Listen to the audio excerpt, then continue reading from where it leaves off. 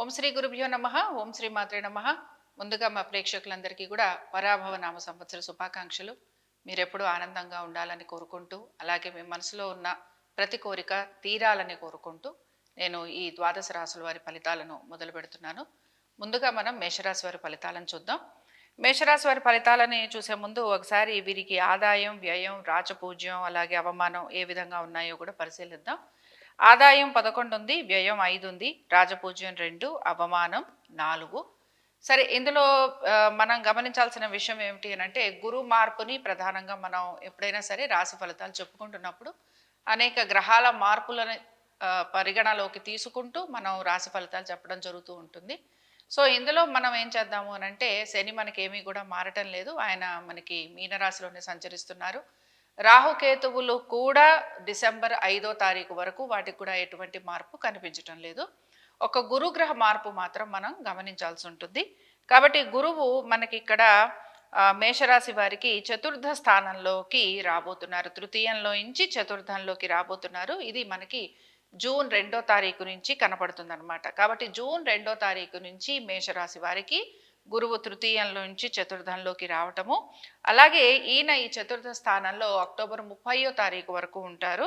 తర్వాత ఈ అక్టోబర్ 30వ తారీఖు నుంచి జనవరి 2027 జనవరి 25 2027 వరకు ఈయన సింహరాశిలో ఉండటం అనేది మనకి కనపడుతూ ఉంటుందన్నమాట. కాబట్టి ఏంటంటే తర్వాత మళ్ళీ ఈయన జనవరి మళ్ళీ ఈయన కర్కాటకంలోకి మారటం అనేది కనపడుతూ ఉంటుంది.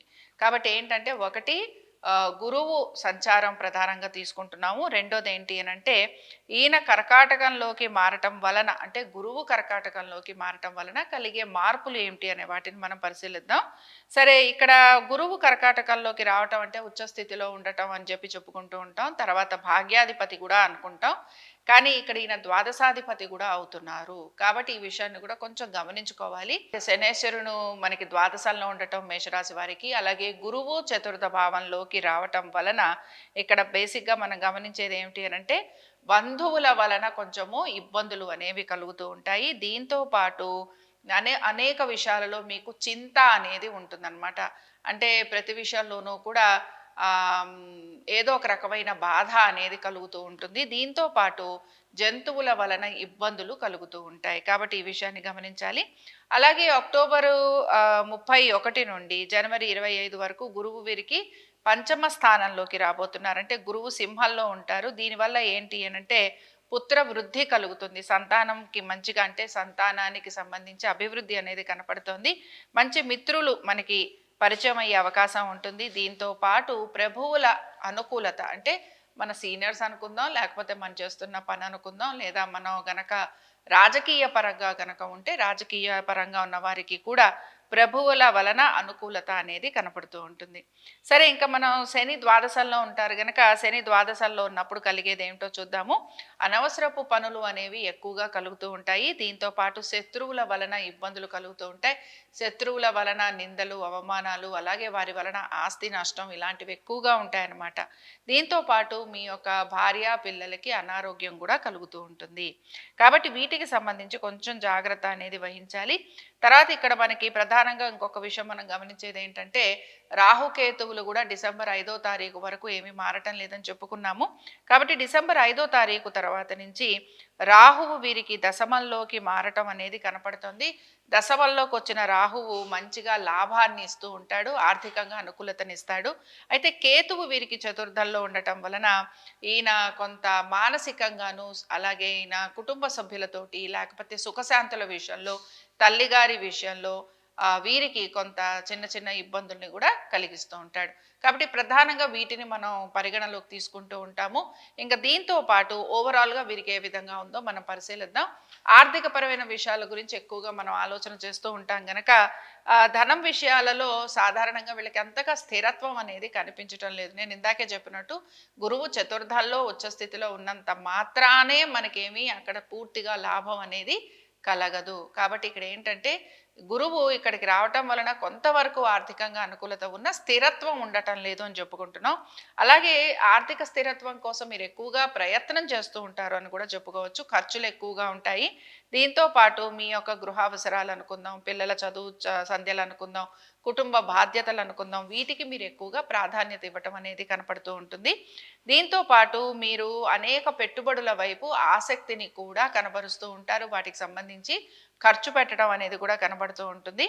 రాహు ప్రభావం వలన, ఎందుకంటే రాహు మనకి ఏకాదశంలో ఇంకా డిసెంబర్ 5వ తారీఖు వరకు ఉంటాడు గనక ఇక్కడ ఏం జరుగుతూ ఉంటుందంటే మీరు అనేక పెట్టుబడులు పెట్టాలి అనే ఒక ఆలోచన మీలో ఎక్కువగా ఉంటుంది. కాబట్టి దీన్ని మీరు నియంత్రించుకోవాలి. ఇంకా తర్వాత మనం కుటుంబ సభ్యుల గురించి చూద్దాము. కుటుంబ సభ్యుల మధ్యన చాలా వరకు కూడా భావోద్వేగాలు ఎక్కువగా ఉంటాయి. దీనివల్ల చిన్న చిన్న మాటలకి కూడా అపార్థాలు అనేవి ఎక్కువగా కలుగుతూ ఉంటాయి.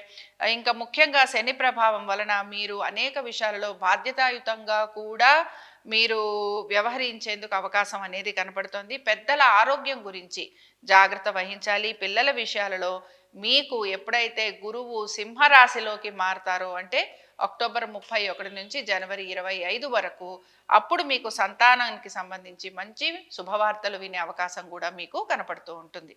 ఇంకా మనం ఆస్తిపాస్తుల గురించి చూద్దాము. ఈ సంవత్సరం అయితే పెద్దగా ఇంటికి సంబంధించి మీరు ఇంటికి సంబంధించిన మార్పులు చేర్పులు చేసుకోవటం, లేదా ఇంటికి సంబంధించి అభివృద్ధి కార్యక్రమాలు అంటే ఏమైనా రిపేరింగ్ వర్కులు అనుకుందాం, ఇలాంటివి ఎక్కువగా ఆలోచన చేస్తూ ఉంటారు. వాహనాలు లాంటివి కొన్ని అవకాశం కూడా కనపడుతోంది. దీంతో పాటు గృహాల్లో కొత్త వస్తువులు, అలంకరణలు ఇలాంటివి చేస్తూ ఉంటారు. ఇందాకే మనం మొదట్లో చెప్పుకున్నట్టుగానే ఖర్చులను మాత్రం నియంత్రించుకోవాలి. అధిక ఖర్చు పెడుతూ ఉంటారు. ఆర్థికంగా కొంత వెసులుబాటు ఉన్నా ఖర్చు ఎక్కువగా ఉండటం అనేది కొంచెం మీకు ఇబ్బందికరంగా మారుతూ ఉంటుంది. సరే, మనం అనారోగ్యము, శత్రువులు, కోర్టు కేసులు వీటి గురించి కూడా ఆలోచిద్దాం. పాత కోర్టు వ్యవహారాలు ఏవైతే ఉంటాయో ఇవన్నీ కూడా కొంతవరకు ముందుకు సాగుతూ ఉంటాయి. శత్రువుల వలన కొంత ఇబ్బందికి, అవమానాలకి గురవుతూ ఉంటారు. అలాగే ఆరోగ్యపరంగా తప్పనిసరిగా కొంత జాగ్రత్త వహించాలి. ఎక్కువ శాతం రక్తపోటు ఉండటం, బీపీ, షుగర్, తర్వాత దీనికి సంబంధించి తలనొప్పి విపరీతంగా రావటం, నిద్ర పట్టకపోవటం, ఇలాంటి అనారోగ్య సమస్యలు అధికంగా ఉంటూ ఉంటాయి. ఇంకా వివాహ ప్రయత్నాలు చేస్తున్న వారి పరిస్థితిని పరిశీలిద్దాం. ఇక్కడ వీరికి మాత్రం ప్రయత్నం అనేది కొంత కొనసాగుతూ ఉంటుంది. బేసిక్గా ఇక్కడ ఏం జరుగుతూ ఉంటుందంటే చిన్న చిన్న అభిప్రాయ భేదాలు భార్యాభర్తల మధ్యన కూడా కలుగుతూ ఉంటాయి. అలాగే మీరు నెమ్మదిగా ఎటువంటి సమస్యలు ఉన్నా కూడా మీరు వాటిని త్వరితగతంగా, అంటే తొందరగా పరిష్కరించుకోవడానికి ప్రయత్నించాలి. లేకపోతే మీకు అవన్నీ కూడా సమస్యలుగా మారేందుకు అవకాశం ఉంటుంది. ఇంకా ముఖ్యంగా ఈ భాగస్వామ్యంలో ఉన్నవారు ఎవరైతే ఉంటారో వీరు మాత్రం ఏదైనా సరే ఒక మంచి రాతకోతలు లాంటివి పెట్టుకొని, రాతపూర్వక ఒప్పందాలు లాంటివి చేసుకొని ఆ తర్వాత మాత్రమే మీరు నూతన వ్యాపారాల గురించి ఆలోచన చేయటం అనేది మంచిది. సరే, ఇంకా వీటన్నిటితో పాటు మనం ఇంకొకసారి మీ యొక్క ఉద్యోగము వీటి గురించి కూడా చూద్దాము. ఉద్యోగ ప్రయత్నాలు చేస్తున్న వారు ఎవరైతే ఉన్నారో వీరికి మాత్రం ఉద్యోగ ప్రయత్నాలు అనేవి కొనసాగుతూ ఉంటాయి. అలాగే నూతన ఉద్యోగ ప్రయత్నాలు చేసేవారికి గురువు ఎప్పుడైతే చతుర్థంలోకి మారతారో అప్పుడు వీరికి కొంత నూతన ఉద్యోగ ప్రయత్నాలలో అనుకూలత అనేది కనపడుతూ ఉంటుంది. దీంతో పాటు మీరు స్థానచలనము, బదిలీలు వీటి గురించి ప్రయత్నం చేస్తుంటే అందులో కూడా మీకు అనుకూలమైన స్థితిగతులు అనేవి కనపడుతూ ఉంటాయి.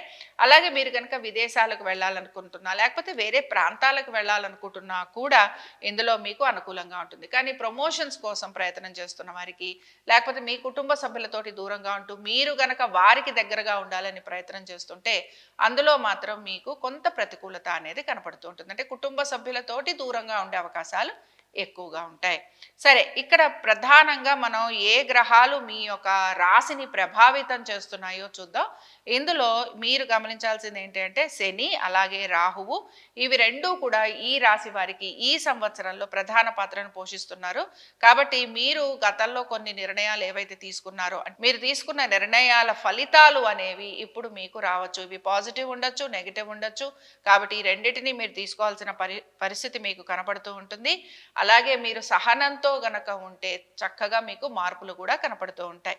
ఇంకా ముఖ్యమైన మనం ఈ సంవత్సరం మనం చాలా వరకు కూడా మేషరాశి వారు గమనించాల్సిన విషయం ఏమిటి అనంటే అహంకారానికి పోకూడదు. అహంకారానికి పోకుండా ఉండటం, అలాగే పరిస్థితులకి తగినట్టుగా వ్యవహరించటం, ఇది మీరు నేర్చుకోవాలి. సహనంతో ఉండేందుకు ప్రయత్నించాలి. ఆత్మ పరిశీలన చేసుకోవడానికి ఎక్కువగా మీరు ఆలోచన చేస్తుండాలి. ఆత్మ పరిశీలన చేసుకోవాలి. ఏది తప్పు చేస్తున్నాం, ఏది కరెక్ట్ చేస్తున్నాం, మనం తీసుకుంటున్న స్టెప్స్ కరెక్ట్గా ఉన్నాయా లేవా, వీటి గురించి మీరు ఆలోచన చేయటం అనేది కనపడుతోంది. ప్రమాదాల విషయానికి వస్తే వాహన ప్రమాదాలు లాంటివి ఉంటాయి కనుక తగు జాగ్రత్తలు పాటించాలి. అలాగే చిన్న చిన్న గాయాలు లాంటివి అయ్యేందుకు అవకాశం ఉంటుంది. ఇందాకే మనం చెప్పుకున్నాం కదా, జంతువుల వలన కూడా మీకు ప్రాబ్లమ్స్ లాంటివి వస్తూ ఉంటాయి. కాబట్టి జాగ్రత్తగా ఉండండి. సరే, ఇంకా ఈ సంవత్సరంలో మీకు లక్కీ కలర్స్ ఏమిటో చూద్దాం. ఎరుపు, కాషాయము, గోధుమ. జెమ్ స్టోన్స్ దగ్గరకు వచ్చేటప్పటికి మీకు మనం రూబీ అంటాం కదా, కెంపులు అంటాము, కెంపు పెట్టుకోవచ్చు. అలాగే మీకు లక్కీ డేస్ మంగళవారం, ఆదివారం, ఇవి మీకు బాగుంటాయి. ఇంకా ఇక్కడ దీంతోటి కొంతవరకు కూడా మనకు ఒక అవగాహన అనేది కలుగుతుంది. ఇందాకే నేను చెప్పినట్టుగా మీరు మాత్రం అహంకారాన్ని తగ్గించుకోవాలి, సహనంతో ఉండాలి, ఓర్పు నేర్పు చూపించాలి, ఆత్మ పరిశీలన చేసుకోవాలి. ఇవి మేషరాశి వారి ఫలితాలు.